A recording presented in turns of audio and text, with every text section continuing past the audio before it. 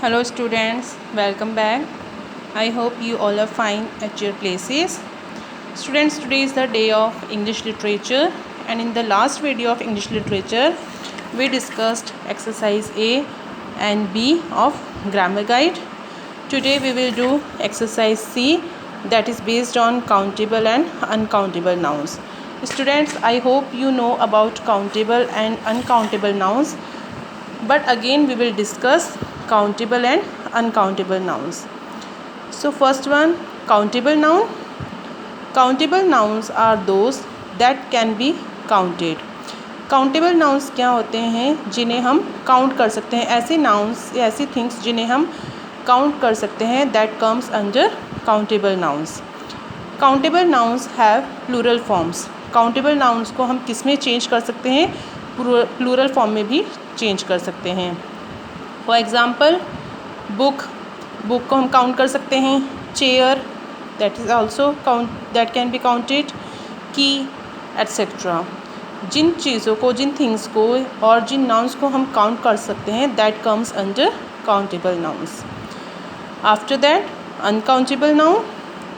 Uncountable nouns can not be counted. Uncountable nouns means ऐसे nouns जिन्हें हम count नहीं कर सकते हैं, that comes under uncountable nouns. Uncountable nouns do not have plural forms.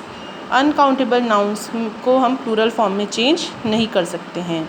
For example, milk को हम काउंट नहीं कर सकते हैं. Water, that is also uncountable. Sugar, etcetera. We write uncountable nouns in units and measures. Uncountable nouns को हम किस में लिखते हैं? यूनिट्स में एंड मेजर्स में. For example, a glass of milk. Milk को हम कैसे लिख सकते हैं? अ ग्लास ऑफ मिल्क और a jug of milk. 2 spoons of sugar. Sugar को हम कैसे लिखेंगे? 2 spoons, 1 spoon, like this. Some butter, etcetera. मतलब जिन नाउन्स को हम काउंट नहीं कर सकते हैं, उन्हें हम यूनिट्स और मेजर्स में लिखते हैं. Okay students, I hope this is clear to you. Now let's see exercise 1. Underline the countable and circle the uncountable nouns. Students, here you have been given some words and you have to underline on the countable nouns and you have to circle on the uncountable nouns. A, salt. Salt को हम count नहीं कर सकते हैं, तो इस पर हम क्या करेंगे? Circle, because it is uncountable noun. B, cabbage. Cabbage को हम काउंट कर सकते हैं, so it would be underlined. bread को भी हम काउंट कर सकते हैं, so it would be underlined. butter को हम काउंट नहीं कर सकते हैं, so it would be circled. hunger को हम काउंट नहीं कर सकते हैं, तो इसको भी हम क्या करेंगे? सर्कल. नाइफ हम काउंट कर सकते हैं, so it would be underlined. Biscuit countable है, so it would be underlined. Egg को भी हम काउंट कर सकते हैं, so it would be underline. Okay students, now second exercise. Write the plural forms of these nouns. Here you have been given some words and you have to write plural forms of these nouns. First one, volcano. Volcano का प्लूरल form क्या होगा? Volcanoes. हम last में क्या लगाएंगे? ES. Toys, last में S लगा देंगे. चाइल्ड का क्या हो जाएगा प्लूरल फॉर्म? चिल्ड्रन. लीफ का क्या हो जाएगा? लीव्स. F को हम किससे रिप्लेस करेंगे? VES से. लेडीज़, Y को किससे रिप्लेस करेंगे? IES से. बस का क्या हो जाएगा? Buses, BUSES. So students, this exercise is clear to you. Now let's move to exercise D, that is based on contractions. Students, हमने contractions पहले भी डिस्कस किए हैं, बट हमने वहाँ पर डिस्कस किया था नेगेटिव कॉन्ट्रैक्शन फॉर्म. यहाँ पर हमें कॉन्ट्रैक्शन को हम फिर से डिस्कस करेंगे. Contractions, it is a combination of 2 words shortened to form 1 word. Contraction क्या होता है? टू वर्ड्स का कॉम्बिनेशन होता है जिसे हम कंबाइन करके वन वर्ड में उसको चेंज करते हैं और उसको शॉर्ट फॉर्म में चेंज कर देते हैं, शॉर्ट फॉर्म बनाकर उसे वन वर्ड कर देते हैं। The letters are indicated by the use of an apostrophe. उन दोनों लेटर्स का जो कॉम्बिनेशन होता है उसको हम किससे इंडिकेट करते हैं?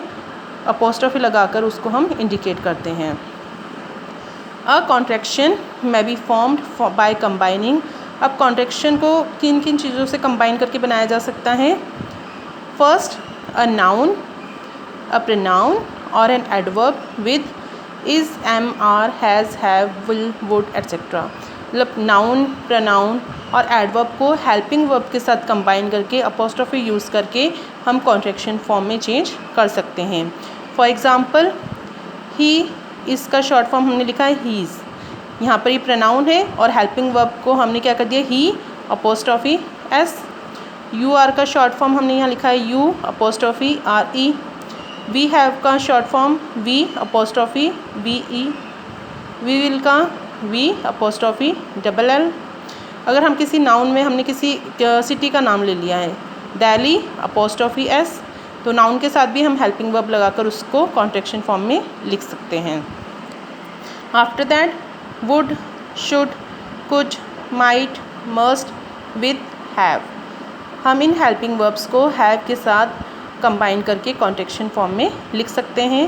For example, would apostrophe V E, could apostrophe V E, might apostrophe V E. For example, अब हमने सेंटेंसेस में हमको कैसे यूज़ कर सकते हैं? He might have found the keys. यहाँ पे हमने माइट हैव का शॉर्ट फॉर्म लिख लिया है might apostrophe V E. She would have passed the exam. यहाँ पर हमने would apostrophe V E would have का शॉर्ट फॉर्म लिख लिया है कि उसने एग्ज़ाम पास कर ली होगी। Okay students, after that negative contraction जो हमने पहले भी एक्सरसाइज में यूज़ किए हैं। In this helping verbs are used with not. Negative contraction में हेल्पिंग वर्ब्स को नॉट के साथ यूज़ किया जाता है।